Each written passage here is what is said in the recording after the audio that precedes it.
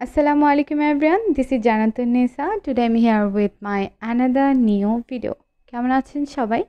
আশা করি সবাই অনেক বেশি ভালো আছেন। আলহামদুলিল্লাহ আমিও অনেক বেশি ভালো আছি।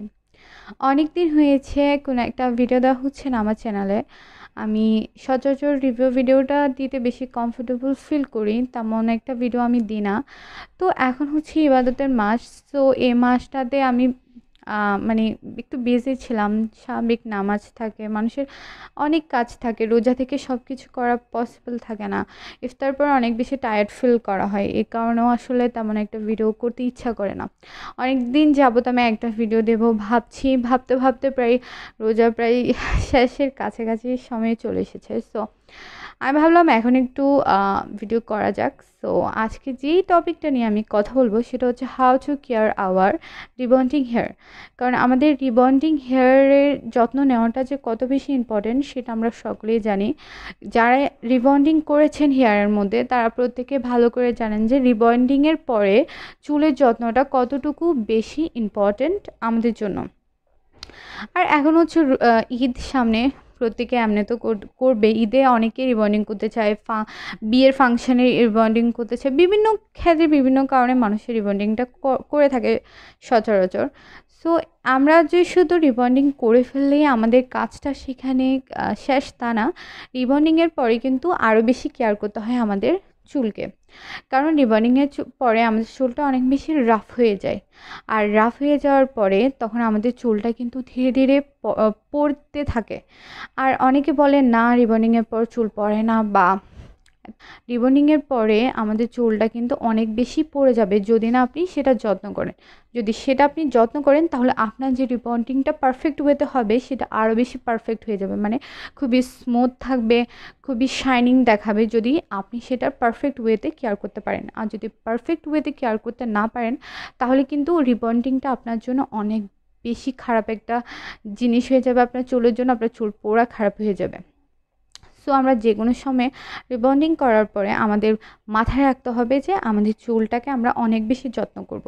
অ্যান্ড আমরা কিভাবে সহজ পদ্ধতিতে, ঘরোয়া পদ্ধতিতে, অ্যান্ড যারা চান একটু ক্রিম ইউজ করতে রিজনেবল প্রাইসের মধ্যে, তো প্রত্যেকে আমি আজকে একটা ছোটো ছোটো টিপ দেবো। যেহেতু আমার অলমোস্ট 2বার করা হয়ে গেছে রিবন্ডিং, অ্যান্ড আমার খুব পছন্দ ছিল রিবন্ডিং করার পর, মানে করতে আমার অনেক বেশি ভালো লাগতো, বাট এখন কেন জানি তেমন একটা ভালো লাগে না। কারণ রিবন্ডিং, যেটা অনেস্টলি বলছি আমি, কারণ রিবন্ডিং আমরা প্রত্যেকেই করতে চাই, সচরাচর প্রত্যেকেই খুবই লাইক করে আমার চুলটা অনেক বেশি সিল্কি হবে, আমার চুলটা অনেক বেশি স্মুথ হবে। সো রিবন্ডিং যখন আমরা করি, আমরা তো করে ফেলি, তারপরে আমরা ধীরে ধীরে বুঝতে পারি যে কী কী সমস্যা আমাদেরকে ফেস করতে হয়। সো রিবন্ডিং আমরা করার পর অনেকে বলে যে রিবন্ডিং করার পর আপনি চুলে অয়েল দিতে পারবেন না, চুলে অয়েল দিলে অনেক বেশি সমস্যা, তারপরে আপনার চুলের রিবন্ডিং চলে যাবে। এগুলো আসলে টোটালি ফেক কথা। কারণ রিবন্ডিংয়ের চুলের অয়েলটা হচ্ছে এক প্রকারের আমাদের চুলের জন্য একটা খাদ্য। সো আমরা যদি আমাদের চুলকে খাদ্যই না দিই তাহলে তো আমাদের চুলটা আরও বেশি ড্যামেজ হয়ে যাবে।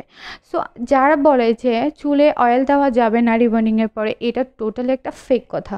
আপনি অবভিয়াসলি চুলে অয়েল দিতে পারবেন, কিন্তু সেটা হচ্ছে কেমন, আপনি ধরেন গোসল করতে যাচ্ছেন, তার 5 থেকে 10 মিনিট আগে আপনি 5 থেকে 10 মিনিট খুবই কম হচ্ছে, আপনি তার আধা ঘন্টা 1 ঘন্টা আগে চুলের মধ্যে তেল দিয়ে মাসাজ করে ভালো করে রেখে দেবেন।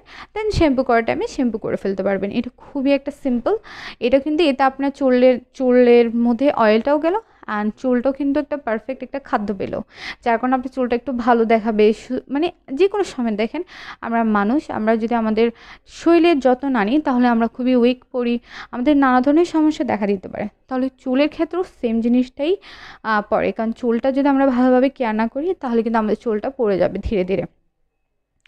আমাদের মধ্যে অনেকে আছি, আচ্ছা আমাকে আজকে অনেকে আমার যে রিবন্ডিং, যে আমি একটা ভিডিও দিয়েছিলাম মিল্ক প্রোটিনের যে রিবন্ডিং ক্রিম সেটার, তো সেখানে অনেকে আমাকে অনেক কোয়েশ্চেন করেছেন। আমি প্রত্যেকের কোয়েশ্চেনের আনসারটা দিতে পারি না, তো আমি ভাবলাম ওইটার কিছু কিছু আনসার আমি এর ভিডিওটার মধ্যে দিয়ে দেবো। সেটা হচ্ছে, আমাকে অনেকে বলেছেন যে আপনি যখন হেয়ার স্ট্রেট মেশিন দিয়ে, আপনি যে স্ট্রেনার মেশিন দিয়ে যদি আপনি স্ট্রেট করা ছাড়া আপনি যদি ক্রিমটা ইউজ করেন তাহলে কি হবে। Obviously not. কারণ আপনি যদি আপনার চুলটাকে সোজা করে দেন ক্রিমটা অ্যাপ্লাই না করেন তাহলে কীভাবে হবে? তাহলে তো আপনি ধরেন আপনার কার্লি হেয়ারে দিয়ে ফেললেন ক্রিমটা, দেন কার্লি হেয়ারে দেওয়ার পরে সেটা পরে দিয়ে যখন আপনি উইদাউট স্ট্রেট মেশিন দিয়ে স্ট্রেট করা ছাড়া দিয়ে দিলেন, তার কিছুক্ষণ পরে সেটা যদি আপনার হালকাও স্ট্রেট হয় কিন্তু পরে দিয়ে সে জিনিসটা খুবই ফুলে আপনার চুলটা আরও দ্বিগুণ বাজে লাগবে। সো এর চাইতে বেটার কখনোই স্ট্রেট করার আগে স্ট্রেট মেশিন ছাড়া স্ট্রেট করবেন না, এতে কিন্তু হিতে বিপরীত হওয়ার চান্সেসটা অনেক বেশি থাকে। আর এখন হচ্ছে আরেকটা কথা, সেটা হচ্ছে আমরা কীভাবে আমাদের চুলের যত্ন নিতে পারি।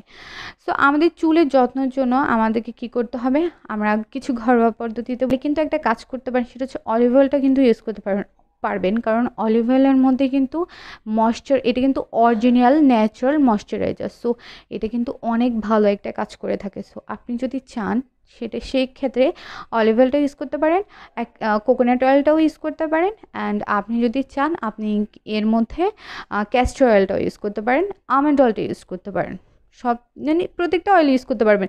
এই ক্ষেত্রে এটা না যে আপনি যদি স্ট্রেট করেন আপনাকে খুবই এক্সপেন্সিভ প্রোডাক্টস ইউজ করতে হবে তা না, আপনি যে কোনো একটা হেয়ার অয়েল ইউজ করতে পারবেন, এই ক্ষেত্রে কোনো সমস্যা নেই। তারপর হচ্ছে এগ, আমরা চাইলে এগটা ইউজ করতে পারি। সেক্ষেত্রে আমাদের চুলটা কিন্তু এগও কিন্তু আপনার ন্যাচারালি ময়শ্চারাইজার, যেটা আপনার চুলকে খুবই সফট করতে হেল্প করে। এটা আমাদের চুলের জন্য অনেক বেশি ভালো। তো আমরা এগও ইউজ করতে পারি। অ্যান্ড মানে কীভাবে শর্টকাটে সব কিছু করবো সেটা নিয়ে আমরা বেশি ভেবে থাকি যে আমাদের এটা সেটা করার হয়তো অনেকের টাইম থাকে না, অনেকে অফিসে কাজ করেন, অনেকে স্টুডেন্ট, মানে অনেকের অনেক কাজ থাকে। সো সেক্ষেত্রে আপনারা যদি স্পা করতে চান সেটা হচ্ছে ভালো স্পা ক্রিম ইউজ করতে পারেন। আর স্পা ক্রিমে ইউজ করলেও কিন্তু সেটার অনেক ভালো বেনিফিট আছে। কারণ আমি বলছি, আপনি যদি স্পা ক্রিম ইউজ করেন তাহলে কিন্তু আপনি আপনার চুলটাকে স্মুথ করতে পারছেন, এটা সপ্তাহে আপনি একবার ইউজ করতে পারবেন। তারপর আপনি কাজ করতে পারবেন, সেটা হচ্ছে আপনি যদি আচ্ছা আপনাদেরকে দুইটা জিনিস দেখায়, সেটা হচ্ছে একটা হচ্ছে আপনি সেটা ইউজ করতে পারবেন, আপনি যে কোনো একটা স্পা ক্রিম দেবেন কিন্তু সেটা ভালো অ্যান্ড অরিজিনাল প্রোডাক্টস হতে হবে। তো আপনি ধরেন একটা প্রোডাক্টস নিলেন, দেন প্রোডাক্টসটা নিয়ে আপনি সেই প্রোডাক্টসটাকে অ্যাপ্লাই করার পরে 30 মিনিট রেখে দেন আপনি ওয়াশ করে ফেলবেন, কিন্তু কোনো শ্যাম্পু ইউজ করা যাবে না এই ক্ষেত্রে। কারণ আপনি যদি প্রোডাক্টসটা ইউজ করে সাথে সাথে শ্যাম্পু ইউজ করে ফেলেন তাহলে কিন্তু সেই প্রোডাক্টসটার যে গুণাগুণ, যে ভালো দিকটা সেটা আপনার চুলে দেখাবে না, উল্টা দেখা যাবে সেটা আরও বেশি রাফ হয়ে যাচ্ছে। কারণ আমি আবার বলছি, চুল স্ট্রেট করার পর মানে চুল রিবন্ডিং করার পর কিন্তু চুলগুলো অনেক বেশি রাফ হয়ে যায়, ধীরে ধীরে রাফ হতে শুরু করে। আমার চুল কিন্তু অনেক বেশি রাফ ছিল না, কিন্তু আমার চুল এখন অনেক বেশি ড্রাই, অনেক রাফ, মানে কি বলবো, খুবই যত্ন রাখতে হয় আমার চুলের মধ্যে, না হলে কিন্তু সমস্যা হয়। অনেকে বলে না কোনো সমস্যা নেই, অবভিয়াসলি আপনাকে এটা মেনে নিতে হবে যে আপনি যদি রিবন্ডিং করেন তাহলে আপনার চুলে একটু হলে হার্মফুল হবে, সেটা হচ্ছে আপনার চুল পড়বে অ্যান্ড আপনার চুলে অনেক বেশি অয়েলি ভাবটা যেটা থাকে সেটা কিন্তু চলে যাবে। মানে ন্যাচারাল যে অয়েলটা আমাদের খুবই প্রয়োজন এটা কিন্তু অনেক সময় চলে যায়। প্রত্যেকের ক্ষেত্রে না, আপনি কিন্তু আবার বলছি আপনি কিন্তু যত্ন নিতে হবে। অবভিয়াসলি আপনি যদি যত্ন না নেন তাহলে কিন্তু কখনোই পসিবল না। অ্যান্ড আরেকটা কথা হচ্ছে, আমি যেটা ইউজ করি যেটা আমি ইউজ করি সেটা হচ্ছে, আমি কিন্তু আপনারা দেখেছেন যে মিল্ক প্রোটিন রিবন্ডিং ক্রিমটা ছড়িয়ে আমি ইউজ করি, ওটার সাথে সাথে আমি আরেকটা রিভিউ দিয়েছিলাম, সেটা হচ্ছে যেটা মিল্ক স্পা ক্রিম যেটা আছে যেটা হেয়ারের জন্য, সেটা কিন্তু সেটার সাথে খুবই কম্বিনেশনটা যায়, ওরা দুইটা একসাথে। তো ওটাও আমি কিন্তু একটা কাজ করি শর্টকাটের জন্য, এটা হচ্ছে একদম শর্টকাট অ্যান্ড খুবই স্মুথ, খুবই ভালো কাজ করে। আমার কাছে মনে হয় 30 মিনিটে যে জিনিসটা দিয়ে আমরা রাখি তার সাথে ব্যাটার কাজ করে যদি না আমরা এটা ইউজ করি। তাহলে সেটা হচ্ছে আপনি যদি আপনার হেয়ারের মধ্যে শ্যাম্পু করার পরে তারপরে হচ্ছে আপনি কন্ডিশনার ইউজ করার পরে দেন আপনি যদি 5 মিনিটের মতো আপনি যদি আপনার যেই স্পা ক্রিম আছে সেটা যদি লাগিয়ে কন্ডিশনারের মতো রেখে দেন, কন্ডিশনারটাও ইউজ করতে পারবেন, এক্ষেত্রে কোনো সমস্যা নেই। তারপর যদি কন্ডিশনারটা ইউজ না করতে চান তাহলে এটা স্কিপ করতে পারবেন, আমি কিন্তু করে থাকি এই জন্য আমি বলেছি। তো কন্ডিশনারটা আপনি ইউজ করতে পারেন না করতে পারেন এটা টোটালি আপনাদের ব্যক্তিগত ব্যাপার। তো আপনি কিন্তু অ্যাজ আ কন্ডিশনার ওইটা স্পা ক্রিমটা ইউজ করতে পারবেন, সেটা কিন্তু খুবই ভালো কাজ করে। তাহলে কি হবে, সেটা দেখা যাবে যখন আপনি গোসলটা করে ফেলছেন, চুলটা ধুয়ে ফেলবেন, দেন আপনার কিন্তু এটা পরে আপনার চুলটা অনেক বেশি স্মুথ দেখাবে। সেটা কিন্তু আমার মনে হয় সেটা আপনার বেশি ভালো কাজ করে। কেন জানি আমি বুঝি না, আমার চুলে ভালো কাজ করে, প্রত্যেকের চুলে সেম কাজ করে কিনা actually I don't know. So আমরা চাইলে কিন্তু এগুলো করতে পারি। এক হচ্ছে অয়েল ম্যাসাজিং, দেন হচ্ছে ভালো একটা স্পা ক্রিম, দেন হচ্ছে আমরা প্রতিদিন চেষ্টা করব সপ্তাহে আমরা আচ্ছা একটা জিনিস হচ্ছে আমরা প্রতিদিন অলওয়েজ শ্যাম্পু ইউজ করব না, এটা কিন্তু ভালো না। প্রতিদিন শ্যাম্পু আমরা উইকে 2 থেকে 3 দিন ইউজ করব হচ্ছে শ্যাম্পু, তারপর হচ্ছে অয়েল ম্যাসাজ করব আমরা সপ্তাহে। যদি আমাদের অনেকে পছন্দ করে না, তাদের ক্ষেত্রে দুইবার ইউজ করবেন, নট একবার আসলে এটা খুবই ঠিক না। সপ্তাহে 2 দিন ইউজ করবেন যারা, আর নয়তো 3 দিন ইউজ করবেন যাদের অয়েল দিতে এমনিতে ভালো লাগে। সো এগুলো করবেন। আর ন্যাচারালি চুলে এগ ইউজ করবেন, অ্যান্ড চুলের ন্যাচারাল জিনিস মেথি মেথি ইউজ করতে পারেন। মেথি কিন্তু অনেক বেশি ভালো আমাদের চুলের জন্য। মেথি আমাদের চুলকে কিন্তু খুবই স্মুথ করতে হেল্প করে। সো বেসিক্যালি আমি যা আমার মনে হয়, আমি ইউজ করার পর আমার যা এক্সপিরিয়েন্স হয়েছে আমি ওগুলো বলেছি।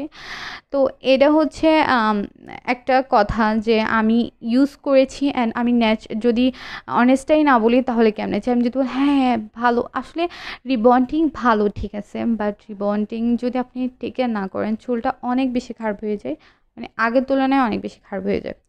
সো ওভারঅল আমি চেষ্টা করেছি আমার ব্যক্তিগত এক্সপিরিয়েন্সটা আপনাদের সাথে শেয়ার করার জন্য, অ্যান্ড আমার যা মনে হয় আমি সেটা আপনাদের সাথে শেয়ার করেছি। হোপফুলি যদি আপনাদের এই ভিডিওটা ভালো লাগে, so don't forget to subscribe and press the bell icon. আমি নিউ কোনো ভিডিও নিয়ে আবার আসবো, নিউ কোনো কিছু করার ট্রাই করব। ভালো কিছু করলে আমারও খুবই ভালো লাগে, ভালো রিভিউ দিলে, ভালো কিছু করলে। অ্যান্ড আপনারা আমাকে যে সাপোর্টটা করছেন, আমি থ্যাংক ইউ সো মাচ। আমার জন্য এটা অনেক বেশি, যতটুকুই করছেন। অ্যান্ড আমি আরও অনেক ভিডিও নিয়ে আসবো। অ্যান্ড আপনারা যদি কোনো প্রোডাক্টসের রিভিউ চান তাহলে প্লিজ আমাকে জানাবেন, আমি চেষ্টা করবো সেই প্রোডাক্টের রিভিউ দিতে। সো আমি নেক্সট কোনো ভিডিও নিয়ে আবার আসবো। ততক্ষণে আপনারা ভালো থাকবেন, সুস্থ থাকবেন, অ্যান্ড নিজেদের খেয়াল রাখবেন, সেফ থাকবেন। আল্লাহ হাফেজ।